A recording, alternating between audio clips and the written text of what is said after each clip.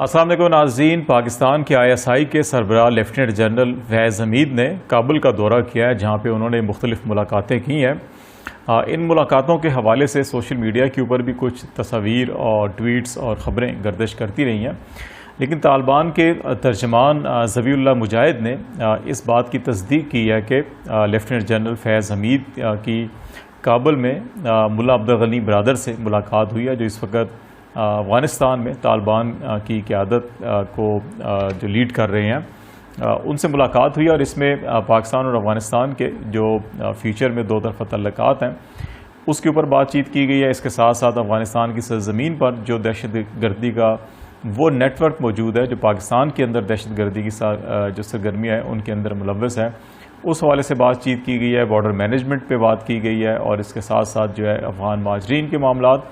اور پھر جو پاک افغان بارڈر کے ذریعے تجارت ہوتی ہے، ان معاملات کے اوپر بات ہوئی ہے، اور اس پہ افغانستان کی سائڈ سے کیا یقین دہانیاں کرائی گئی ہیں، اور افغانستان کی طالبان قیادت نے پاکستان سے کیا توقع وابستہ کر رکھی ہیں، اور پاکستان سے ان کی کیا ڈیمانڈز ہیں، اس حوالے سے بات چیت کریں گے۔ اور اس کے ساتھ ساتھ افغانستان میں جو حکومت سازی میں تاخیر ہو رہی ہے، توقع کی جا رہی تھی کہ رواں ہفتے چند روز پہلے تک کہ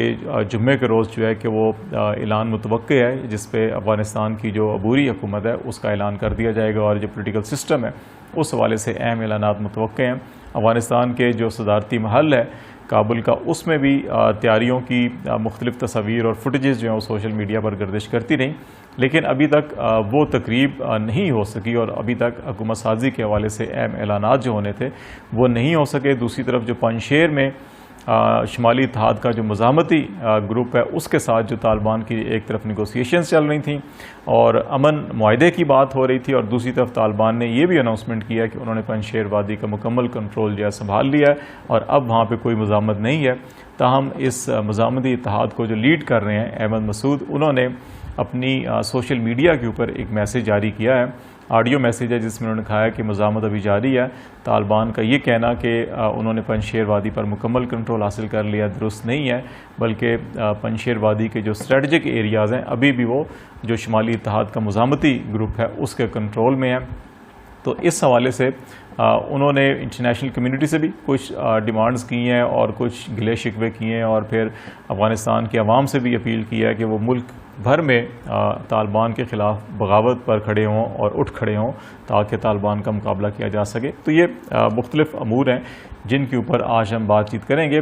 پہلے ہم بات چیت کریں گے پاکستانی ISI کے سربراہ لیفٹیننٹ جنرل فیض حمید صاحب کا جو دورہ افغانستان تھا۔ ایک دن یہ قیام کیا، وہاں پہ انہوں نے پاکستان کے ایمبیسڈر منصور احمد خان نے ان کو ریسیو کیا تھا، اس کے علاوہ جو قطر کے سفیر ہیں، اور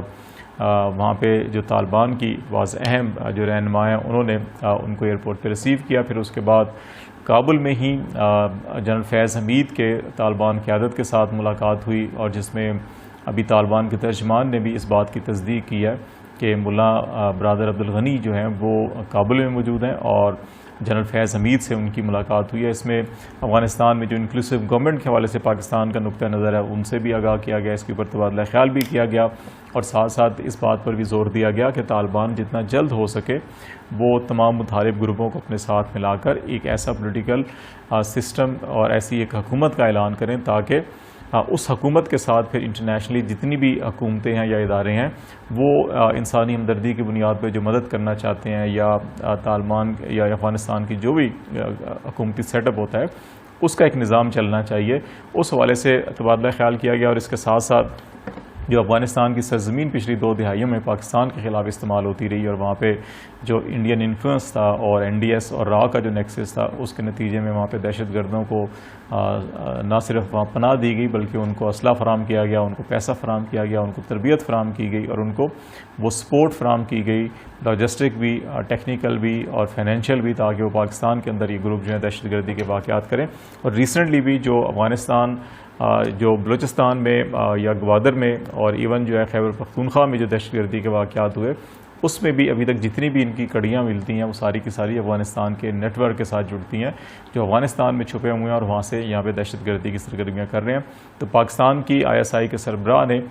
اس حوالے سے جو انٹیلیجنس شیئرنگ معلومات تھیں وہ افغان کی طالبان قیادت کے ساتھ شیئر کی اور ان سے یہ ڈیمانڈ بھی کی اور توقع کا اظہار بھی کیا کہ طالبان جو ہے اپنی سرزمین جو ہے وہ پاکستان کے خلاف استعمال نہیں ہونے دیں گے اور وہاں پہ جو ایسے نیٹ ورک ہیں ان کے خلاف کارروائی کی جائے گی. دوسرا معاملہ جو ہے کہ وہ ریسنٹلی جو افغانستان کی مختلف جیلوں میں جو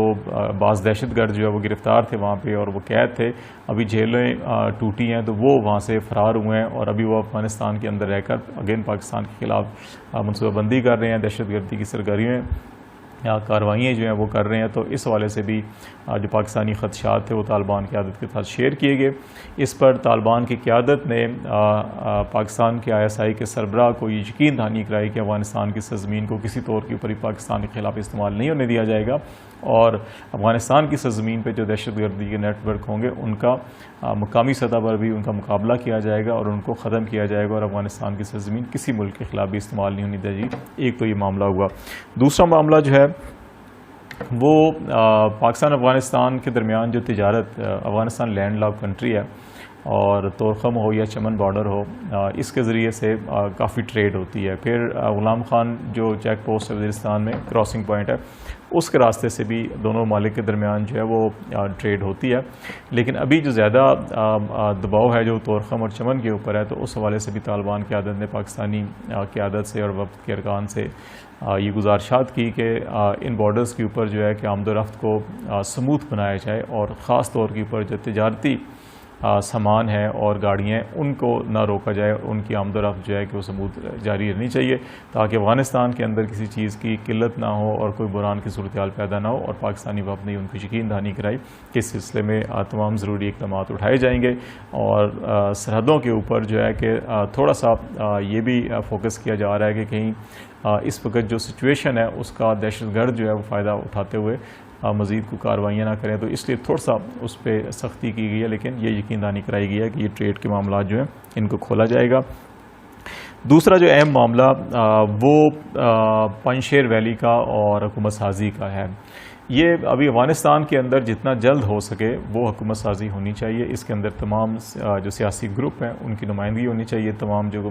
مختلف متحارب گروپ ہیں ان کی نمائندگی ہونی چاہیے. اگر یہ نہیں ہوگا تو یہ غیر یقینی صورتحال یقیناً اس وقت بہت سے عالمی برادری اور عالمی ممالک جو ہیں وہ ابھی افغانستان کے حوالے سے بڑی غیر یقینی صورتحال کا شکار ہیں. فائنینشیل اسسٹنس جو ہے وہ رکی ہوئی ہے اور بے شمار معاملات جو ہیں وہ رکے ہوئے ہیں. تو طالبان کو اگرچہ ان کے ترجمان نے پریس کانفرنس میں بھی یہ کہا ہے کہ ٹیکنیکل وجوہات کی بنا پر تاخیر ہو رہی ہے, اس میں کوئی سیاسی اختلافات نہیں ہے, لیکن جو بھی وجوہات ہوں یہ وجوہات ان کو ختم ہونا چاہیے, ان کو فوری طور کے اوپر ان کا ازالہ ہونا چاہیے اور ان معاملات کو جلد سے جلد نپٹانا چاہنا چاہیے تاکہ یہ غیر یقینی صورتحال بہتر ہوگی تو ہی دنیا کی جو عالمی طاقتیں ہیں, بڑے ممالک ہیں, وہ یہ فیصلہ کر پائیں گے کہ طالبان حکومت کے ساتھ مستقبل میں کیسے چلنا ہے, ان کو تسلیم کرنا ہے نہیں کرنا. اور زیادہ امکان یہی ہے کہ بیشتر ممالک اس وقت وہ طالبان کے ساتھ تعاون کرنے کے لیے تیار ہیں اگر وہ انکلوسیو گورنمنٹ بنا لیتے ہیں تو. لیکن پنجشیر سے صرف ایک مزاحمت کی بات ہو رہی تھی. طالبان کا اگرچہ یہ دعویٰ ہے کہ انہوں نے کنٹرول سنبھال لیا ہے, احمد مسعود کا یہ کہنا ہے کہ انہوں نے مقامی علماء کرام کے کہنے کے اوپر جو ہے جنگ بندی کی تھی لیکن طالبان نے جنگ بندی نہیں کی اور انہوں نے کارروائیاں جاری رکھیں. تو ایسے حالات کے اندر میرا خیال ہے پاکستان بھی یہ رول پلے کر رہا ہے, اپنا اثر و رسوخ استعمال کر رہا ہے کہ خانہ جنگی کی بجائے جو ہے کہ وہ بات چیت کے ذریعے ایک سیاسی حکومت کے قیام پر زیادہ فوکس کیا جائے. جو دیگر خطے کے ممالک ہیں, ہمسایہ ممالک ہیں, ان کو بھی چاہیے کہ وہ جن جن گروپوں پر ان کا اثر و رسوخ ہے ان کو کنونس کریں کہ وہ کابل میں ایک جامع حکومت کے قیام کے حوالے سے اپنا اپنا کردار ادا کریں اور ان ممالک کی اور ان گروہوں کی حوصلہ شکنی کی جانی چاہیے جو افغانستان کے اندر ابھی بھی خانہ جنگی چاہتے ہیں یا خون ریزی چاہتے ہیں, کیونکہ یہ خانہ جنگی اور خون ریزی نہ افغانستان کے لیے, نہ افغانستان کے عوام کے لیے اور نہ ہی خطے کے دیگر ممالک کے لیے بشمول انڈیا کے یہ کوئی مفید بات نہیں ہے. افغانستان کے اندر استحکام ہوگا تو ہی خطے کے دیگر ممالک اور انڈیا بھی جو ہے اکنامک بینیفٹ اٹھا سکتا ہے. تو اس سلسلے میں تمام ممالک اگر کوشش کریں اور یہ اپنا رسوخ استعمال کر تمام متعارف گروپوں کو ٹیبل پر لائیں تاکہ جلد سے جلد کام ہو اور غیر یقینی صورتحال ختم ہو اور افغانستان کے اندر ایک مستحکم حکومت قائم ہو اور ایک مستحکم سیاسی نظام قائم ہو جس کے نتیجے میں تعمیر و ترقی کا جو عمل ہے وہ آگے بڑھ سکے.